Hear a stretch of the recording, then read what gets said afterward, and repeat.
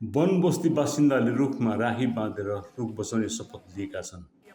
Yes दिन डुवर्सका विभिन्न भागका one बस्तीका बासिन्दाले राजा भातखोवामा भेला भएर रुखमा राखी बाँधेर रुख बचाउने शपथ लिएका थिए।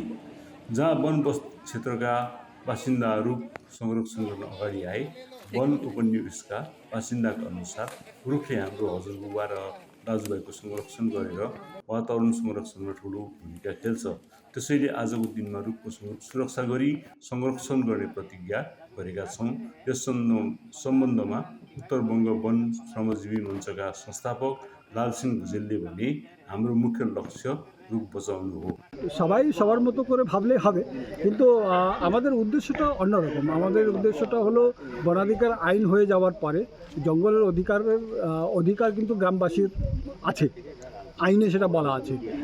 আপনি দেখবেন আমাদের এই যে যারা বনবস্তিগুলো আছে তার ইতিহাস আপনি দেখবেন, বিনে পয়সায় এই জঙ্গলগুলো তৈরি করেছে। একসময় ব্রিটিশরা এই জঙ্গল কেটে পুরো সাফ করে দিয়েছিল, তারপরে বনবস্তিগুলো তৈরি হয়ে ওই জঙ্গলগুলো আবার নবনির্মাণ হয়েছে।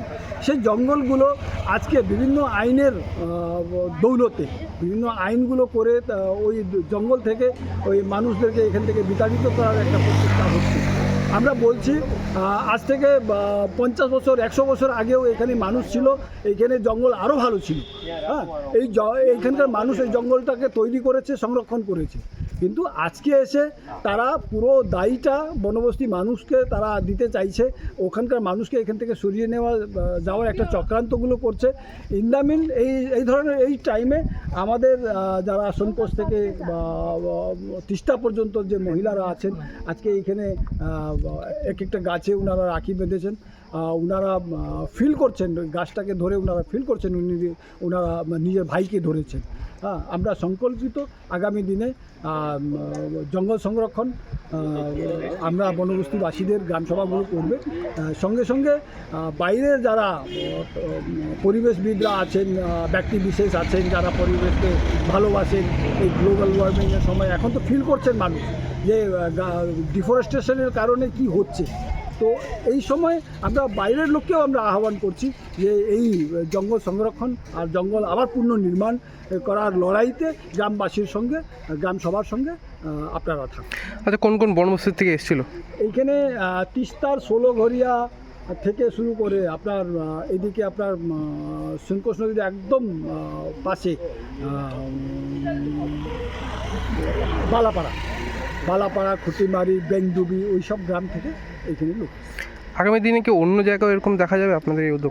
অবশ্যই রাখি পূর্ণিমা আমরা এই ধরনেরই প্রোগ্রামগুলো করব। খালি রাখি পূর্ণিমা না, জঙ্গলের স্বার্থে যখনই আমরা এইভাবে আমাদের মহিলারা সে কাজগুলো, আমরা মহিলারা আগে আসছে এখন। আপনার নাম আর কি দায়িত্ব? আমার নাম লালসিং ভুজেল, উত্তরবঙ্গ বন্য শ্রমজীবী মঞ্চের আহ্বায়ক।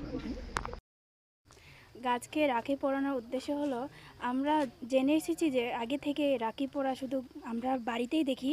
এখন আমরা গাছকে রাখি পরানোর কারণ হলো, আমরা শুধু নিজের ভাইকে না, আমরা গাছকেও যেন আমাদের নিজের ভাইয়ের মতো ভালোবাসি।